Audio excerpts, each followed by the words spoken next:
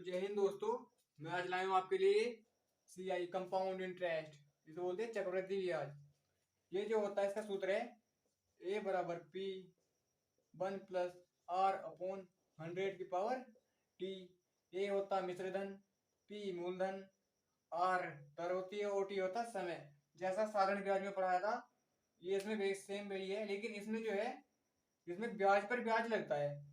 यदि हमने कोई 100 रुपये लिए, उस पर 10% का ब्याज लगाया तो 110/100 इसका कितना होगा? 110 रुपये हो जाएगा। और ये हमारे पास क्या आया? मिश्रधन आया। अब इस पे अगर 10% लेंगे तो इस पे भी ब्याज लगेगा। इस पे 10% लगाएंगे अगले इसके लिए तो 110/100 और इससे ये कैंसिल, ये होगा 121 रुपये। तो इस पे ब्याज लगता है। आप देखते हैं क्वेश्चन। 3,000 रुपये का 20% वार्षिक चक्रवृद्धि ब्याज से 2 साल का मिश्रधन क्या हुआ? तो मिश्रधन हमें ज्ञात करना है।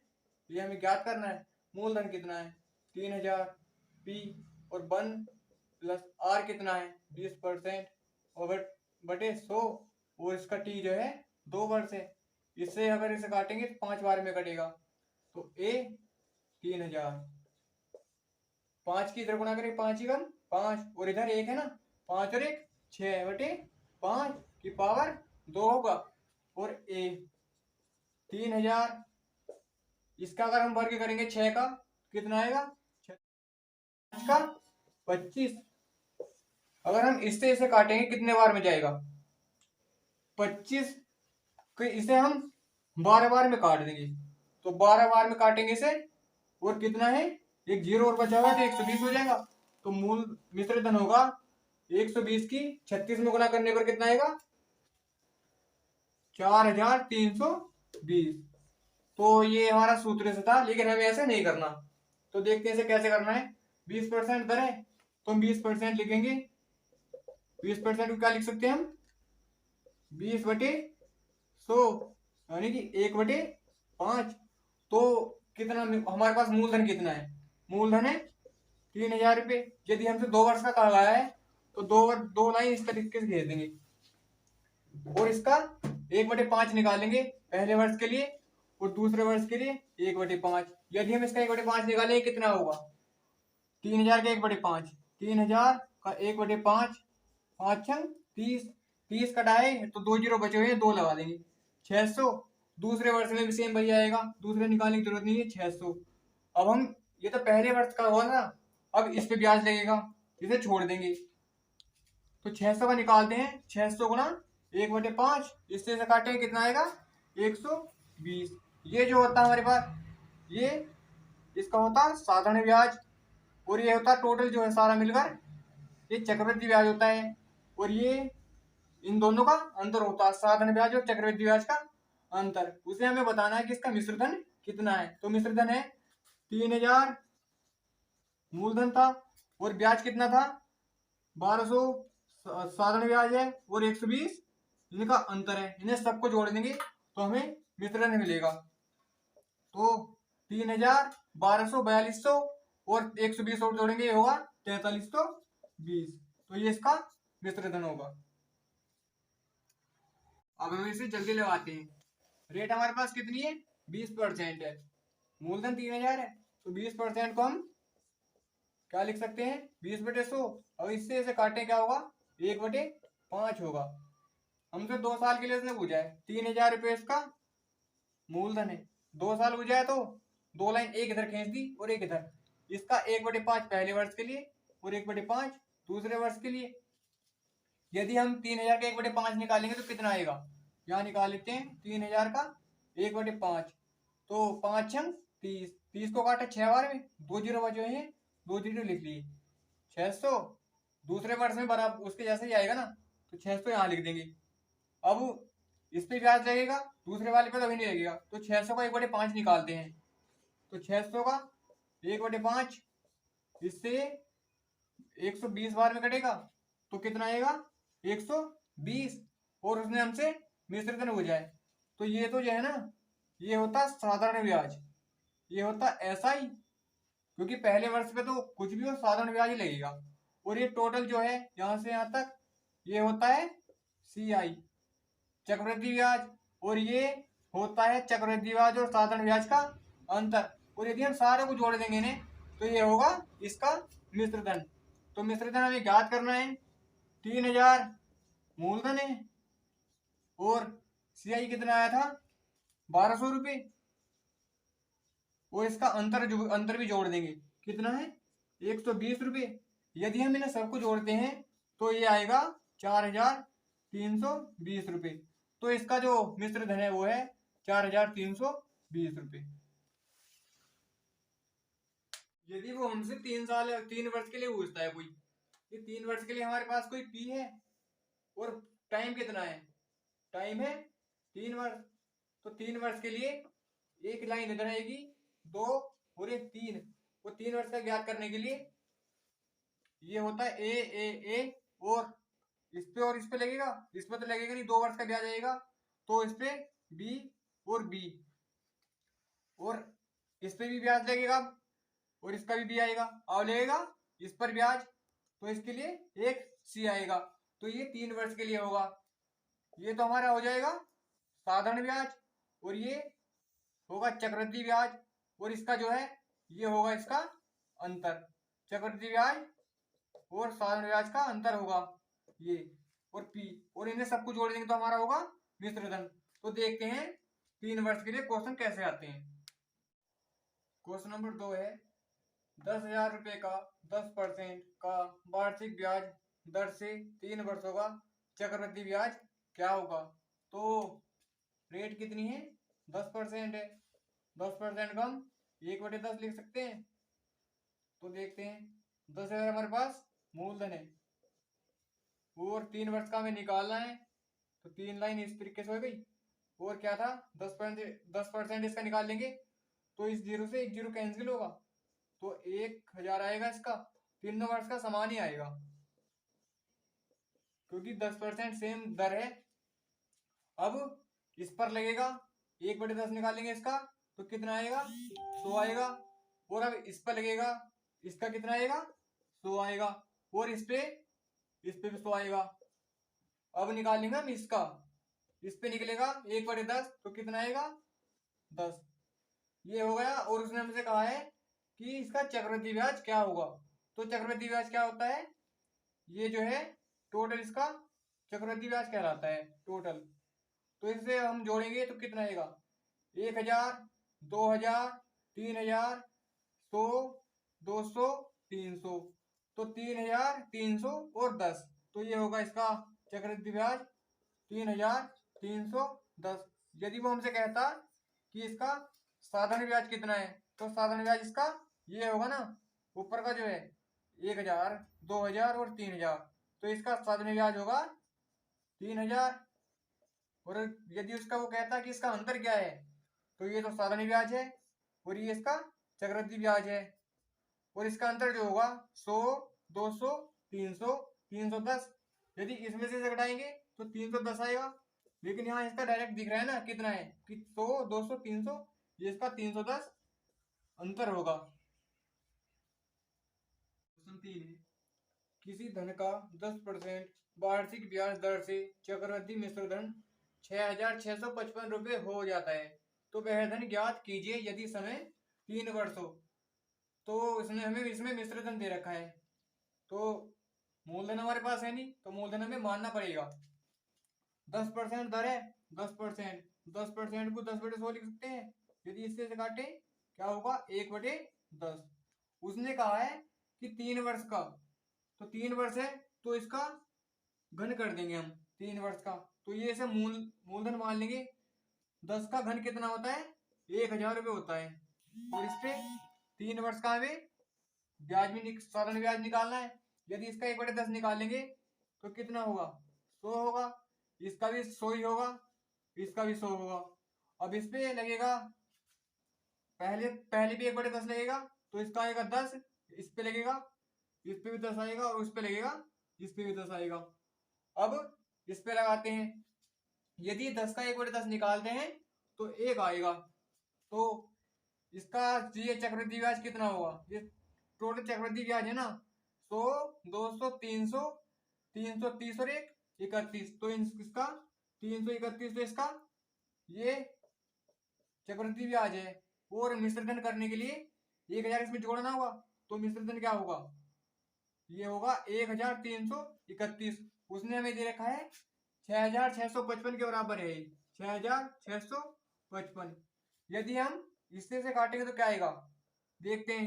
13 और इसे काटेंगे, 13 बजे 65 और एक बचे यहाँ से, अब 3 से काटते हैं, 3 बजे 15, 1 बजे 5, तो इससे पूरा पूरा 5 बार कटा। यदि 1 बराबर 5 है तो हमें मूलधन ज्ञात करना है।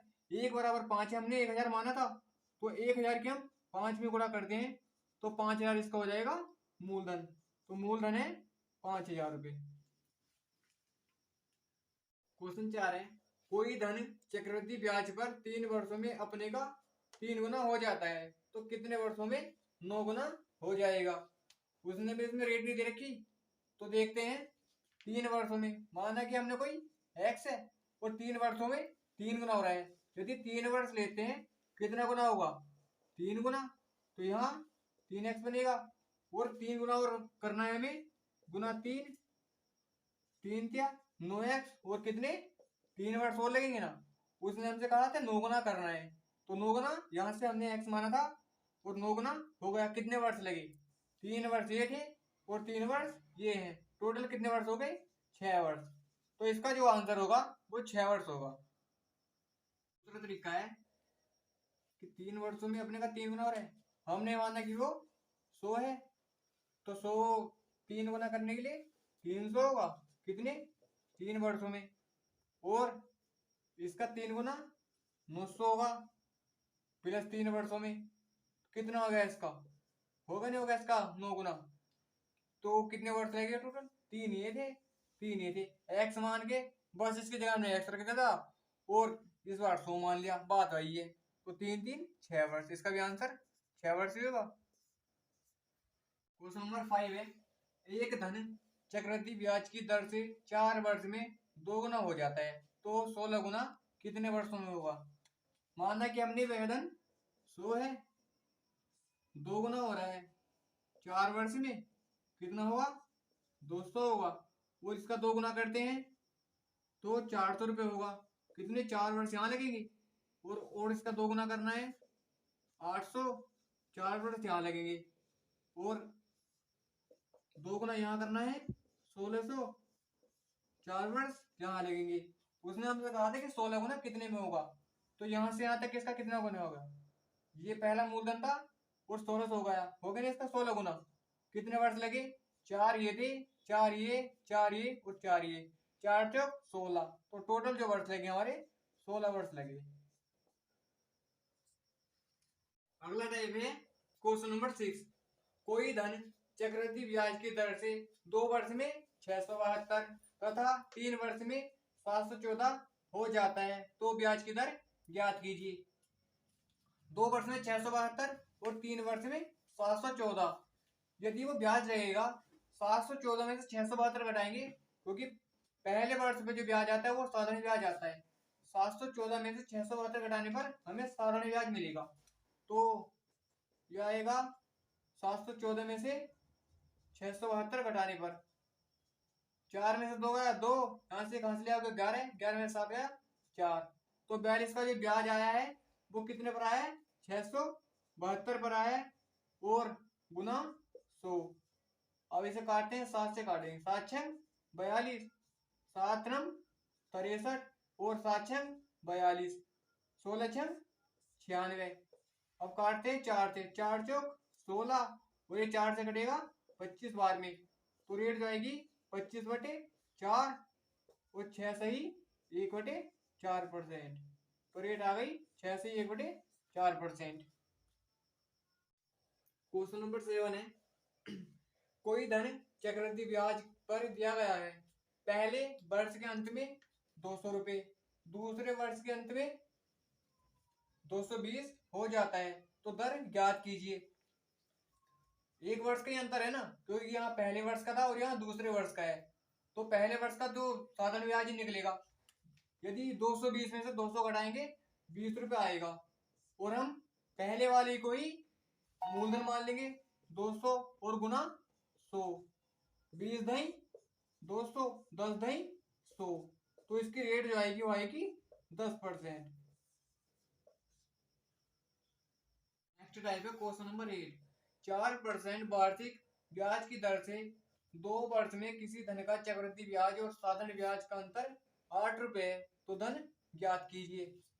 तो धन ज्ञात करना है।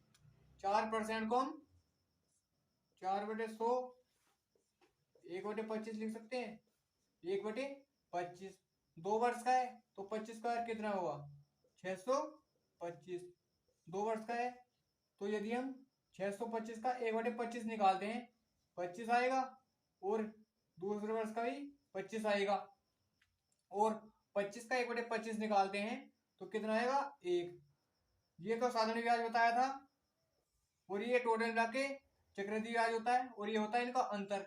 यदि 1 बराबर 8 रुपए है, 1 बराबर 8 रुपए है, तो धन हमें ज्ञात करना है। धन हमने 625 माना है। 625 की 8 से गुणा करते हैं कितना आएगा 8 पंजे 40, 4 आ गए हासिल, 8 दूनी 16, 4 20 का 0, 8 6 48 और 2 50। तो इसका जो मूलधन होगा वो होगा 5000 रुपए।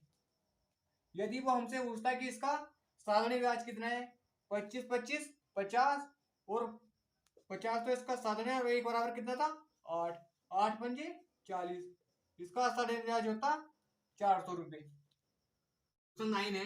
एक धनराशि का 2 वर्ष के चक्रवृद्धि ब्याज और साधारण ब्याज का अंतर 1.25 रुपए है। यदि दर 5% हो तो धनराशि ज्ञात करो। तो धनराशि ज्ञात करनी है। दर कितनी है 5%, तो 5/100 1/20। 2 वर्ष का है तो इसका स्क्वायर कर देंगे, कितना होगा 20 का स्क्वायर 400। 2 वर्ष का ज्ञात करना है। यदि 400 का 1/20 निकालते हैं तो कितना आएगा, ये 20 ही आएगा, और ये भी 20 आएगा, और 20 का 1/20 निकालेंगे कितना आएगा 1 रुपया आएगा। यदि 1 बराबर इनका अंतर है ना, ये 1.25 है, 1 बराबर 1.25 हो गया, तो हमें इसका मूलधन ज्ञात करना है। तो 400 की हमें 1.25 से गुणा करेंगे तो क्या आएगा 125 की 4 से गुणा कर लो, 125 दूनी 250 और 250 दूनी 500।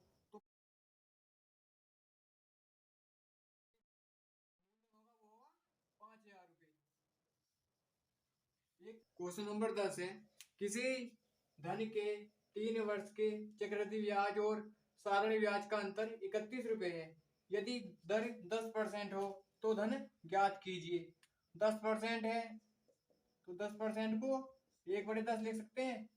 3 वर्ष का है तो इसका घन कर देंगे, 10 दही 100 दही 1000, तो इसका मूलधन हमने 1000 मान लिया, वो 3 वर्ष का ज्ञात करना है।